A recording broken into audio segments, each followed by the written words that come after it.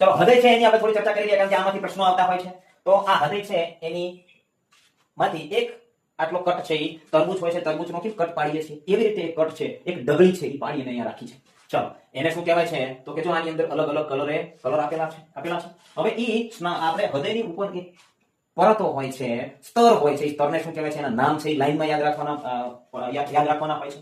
તો આ સૌથી ઉપરનું છે એને પેરીકાર્ડિયમ કહેવાય છે. ચલો એને લખતો કદાચ નામ છે પેરીકાર્ડિયમ છે. સૌથી ઉપરની લેયર છે એટલે કે આ ઉપરની લેયર છે એને પેરીકાર્ડિયમ શું કહેવાય છે? કાર્ડિયમ. સૌથી ઉપરનું છે ફર્સ્ટ એકડો આપું છું. સૌથી ઉપર પેરીકાર્ડિયમ છે. એના પછી છે સ્નાયુનું સ્તર આવે છે. શું આવે છે? માયોકાર્ડિયમ. 2 નંબરનું છે માયોકાર્ડિયમ. માયોકાર્ડિયમ. ચલો એના પછી 3 નંબરનું છે એન્ડોકાર્ડિયમ. સૌથી અંદરની લેયર કઈ? એન્ડોકાર્ડિયમ. એન્ડોકાર્ડિયમ. દેખાશે ને પણ એન્ડોકાર્ડિયમ અહીંયા લખેલું છે એ પણ જોઈ શકો છો. એન્ડોકાર્ડિયમ. હવે આની અંદર શું છે તો કે પેરીકાર્ડિયમ, આ પેરીકાર્ડિયમ અને માયોકાર્ડિયમ ની વચ્ચે એક સૌથી પાતળી એક લેયર આવે છે. એની પણ ક્યાંક ચર્ચા કરેલી હોય છે. તો એને શું કહેવાય છે? એપિકાર્ડિયમ. ચલો કલર ચેન્જ કરી દઈએ એટલે ખ્યાલ આવે.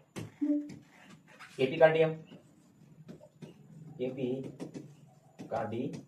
ચલો એપિકાર્ડિયમ છે એ પેરીકાર્ડિયમ અને માયોકાર્ડિયમ ની વચ્ચે આવે છે. જો ચારે ચાર તમને ક્રમમાં પૂછાઈ જાય તો ચારે ચાર યાદ રાખો પેરીકાર્ડિયમ, એપિકાર્ડિયમ, માયોકાર્ડિયમ અને એન્ડોકાર્ડિયમ. પ્રશ્ન એવો પૂછાય કે પેરીકાર્ડિયમ અને માયોકાર્ડિયમ ની વચ્ચે કઈ પરત આવેલી હોય તો એપિકાર્ડિયમ. કારણ કે આપણે ભણીએ છીએ 3 લેયર. સૌથી વધારે અત્યાર સુધી 3 લેયર નું પૂછાયું છે. પરંતુ હવે ચોથી લેયર છે એના પર પ્રશ્નો ક્યારેક આવતા હોય છે અથવા એમાંથી બની શકે છે. એટલા માટે 4 પરત છે યાદ રાખવાની છે. મોટા ભાગની બુકોની અંદર 3 લેયર છે એની ચર્ચા કરવામાં આવી છે. એપિકાર્ડિયમ, માયોકાર્ડિયમ અને એન્ડોકાર્ડિયમ. હા સોરી પેરીકાર્ડિયમ, માયોકાર્ડિયમ અને એન્ડોકાર્ડિયમ. એપિકાર્ડિયમ છે પેરીકાર્ડિયમ ની અંદર આવેલી હોય છે પરંતુ માયોકાર્ડિયમ થી ઉપર આવેલી હોય છે. પતલી, હા બિલકુલ પતલી પરત હોય છે.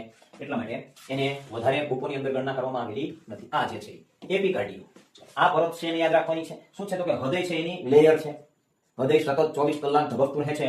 એટલા માટે આ લેયર છે તો એક લેયર પેરીકાર્ડિયમ છે એની અંદર એપિકાર્ડિયમ છે એની અંદર મસલ્સ એટલે માયો એટલે મસલ્સ. ચલો એવો પ્રશ્ન પૂછા જાય કે મસલ્સ અથવા સ્નાયુ, સ્નાયુની પરત કઈ છે? સ્નાયુની પરત અથવા પરત અથવા સ્તર કહી શકે તો કઈ છે? તો માયોકાર્ડિયમની સ્નાયુની પરત છે. નીચેનામાંથી હૃદયની સ્નાયુની પરત કઈ છે? તો માયોકાર્ડિયમ.